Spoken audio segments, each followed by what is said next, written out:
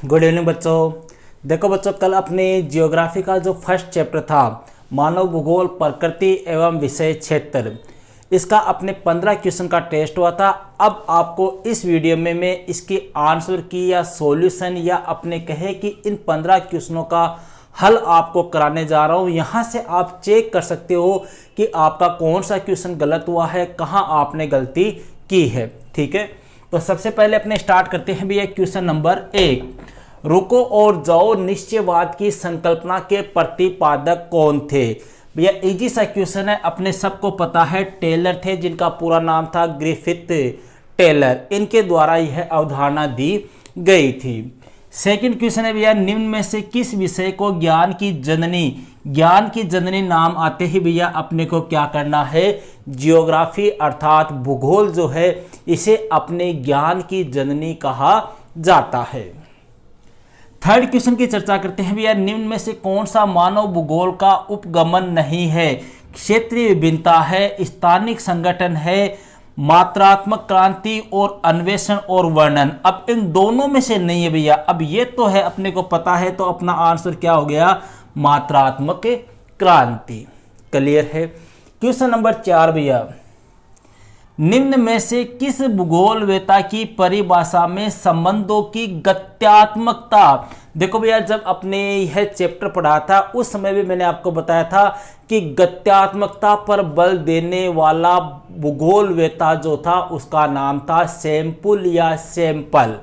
ठीक है, तो सैंपल या सैंपल अपने कहां पर आ रहा है? ऑप्शन 4 में। पांचवा क्वेश्चन है भैया, मानव भूगोल अस्थिर पृथ्वी और क्रियाशील मानव के बीच परिवर्तनशील संबंधों का क्या है? अध्ययन है। देखो ये 2-3 परिभाषाएं हैं अपने, सैंपल की है, रेडजेल की है। ये परिभाषाएं भैया आपको याद होनी बहुत जरूरी है, क्योंकि इनमें से कई बार 1-2 परिभाषा अपने एग्जाम में पूछी जा चुकी है। तो यह परिभाषा भैया किसने दी थी? यह परिभाषा दी थी अपने एलन सी सैंपल या सैंपल। ठीक है, जिन्होंने किस पर भी बल दिया था? अपने गत्यात्मकता पर भी बल दिया था। क्लियर है। अब बात करते हैं भैया क्वेश्चन नंबर 6।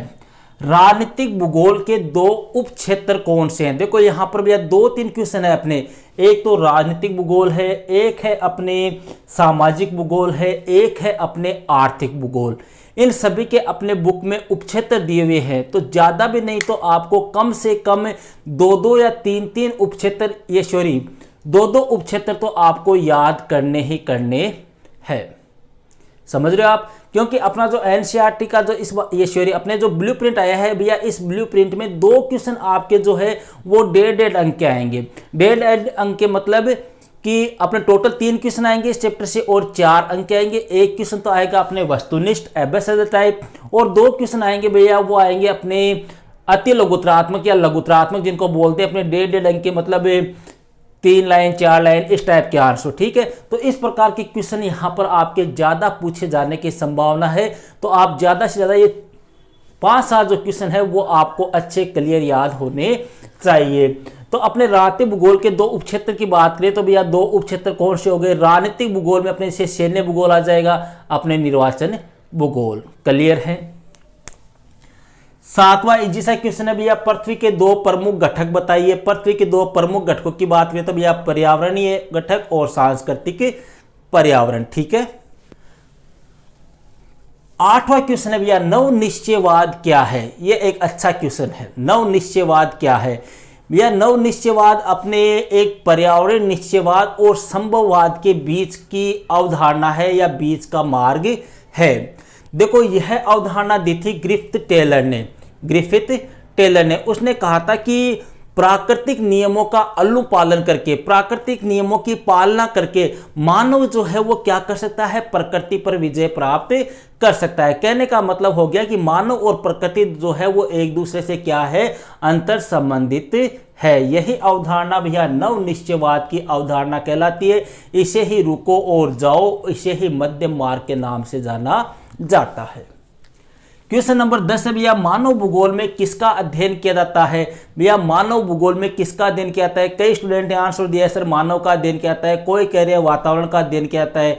भैया वातावरण और मानव का अध्ययन तो किया जाता है, लेकिन वातावरण और मानव के पारस्परिक संबंधों का इसमें अध्ययन होता है, ये ध्यान रखना है अपने को। मानव भूगोल में किसका अध्ययन होता है, वातावरण तथा मानव के जो पारस्परिक संबंध है उनका अध्ययन किया जाता है। क्वेश्चन नंबर 10 भैया, भौतिक भूगोल और मानव भूगोल में अंतर बताइए। भौतिक भूगोल का संबंध किससे हो गया, अपने पर्यावरण से। मानव भूगोल है, इसमें भैया अपने भौतिक, प्राकृतिक और मानवीय जगत के बीच जो संबंध होते हैं उनका अध्ययन किया जाता है। भौतिक भूगोल में तो मतलब ओनली भौतिक पर्यावरण का अध्ययन होता है, जबकि मानवीय भूगोल होता है उसमें भौतिक है, प्राकृतिक है, मानवीय जगत के बीच के जो संबंध होते हैं उन संबंधों का अध्ययन किया जाता है।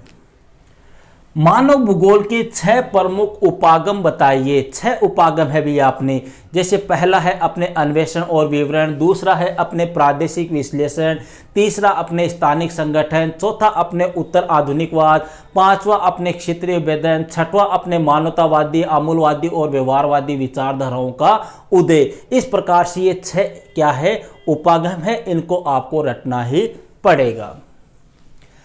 12वां क्वेश्चन भैया, आर्थिक भूगोल के दो, देखो एक तो 12वां, एक 13वां और एक 6वां और एक ये 8वां, ये बड़े मोस्ट क्वेश्चनों की श्रेणी में आते हैं भैया। हालांकि ये 15 क्वेश्चन सारे ही मोस्ट है, ठीक है, लेकिन इन 15 में से भी अगर अपने और मेन छाटे तो ये 4 क्वेश्चन जो है वो काफी इंपॉर्टेंट है, बहुत ज्यादा बार ये एग्जाम में पूछे जा चुके हैं। तो क्वेश्चन है भैया अपने 12वां, आर्थिक भूगोल के 2 उपक्षेत्रों के नाम बताइए। आर्थिक भूगोल में भैया अपने कई उपक्षेत्र दिए हुए बुक में, जैसे संसाधन भूगोल है, कृषि भूगोल है, उद्योग भूगोल है, अपने पर्यटन भूगोल है, अपने विपणन भूगोल है, ऐसे कई क्षेत्र हैं। आप कोई भी अपनी स्वेच्छा के अनुसार 2 या 3 याद कर सकते हो। 13वां क्वेश्चन है भैया, सामाजिक भूगोल के कोई 2 उपक्षेत्रों के नाम बताइए। सामाजिक भूगोल में भी भैया अपने बुक में 4-5 दिए हुए है, ठीक है, जैसे अपने सामाजिक भूगोल में अवकाश भूगोल है, सांस्कृतिक भूगोल है, लिंग भूगोल है, चिकित्सा भूगोल है, ऐसे कई अपने उपक्षेत्र है। 14वां क्वेश्चन है भैया, रेटजेल के अनुसार मानव भूगोल क्या है। बड़ी अच्छी परिभाषा है भैया, रेटजेल के अनुसार मानव भूगोल क्या है। तो भैया रेटजेल जो था इसने कहा था कि मानव भूगोल मानव समाजों और धरातल के बीच संबंधों का संश्लेषित अध्ययन है। ध्यान रखना भैया, इसने किसके ऊपर जोर दिया था, संश्लेषण के ऊपर जोर दिया था, किसने, रेटजेल ने। परिभाषा क्या हो गई, मानव भूगोल मानव समाजों और धरातल के बीच संबंधों का संश्लेषित अध्ययन है। क्वेश्चन नंबर 15 भैया, एक कथन है परिभाषा टाइप में कि जब मानव वातावरण के अनुसार स्वयं अपने आप को परिवर्तित करके क्रियाशील होता है, मतलब वातावरण के अनुसार अपने आप को परिवर्तित कर लेता है और क्रियाशील हो जाता है, तो वह स्थिति क्या कहलाती है। भैया वह स्थिति कहलाती है अपने अनुकूलन। जब मैंने आपको चैप्टर पढ़ाया था उस समय भी बताया था कि यह क्वेश्चन पूछा जा चुका है, इसीलिए मैंने यह क्वेश्चन आपके पेपर में दिया है। तो यह थी भैया अपने जियोग्राफी का जो फर्स्ट चैप्टर है, मानव भूगोल के मूल सिद्धांत वाली जो बुक है, इसका जो फर्स्ट चैप्टर था उसका ब्लूप्रिंट के अकॉर्डिंग जो 15 क्वेश्चन का अपने टेस्ट हुआ था उसका सॉल्यूशन या आंसर की जो टॉपर्स स्टूडेंट है उनकी लिस्ट जो है वो टेलीग्राम ग्रुप में अपलोड कर दी गई है। ओके भैया, दैट्स ऑल।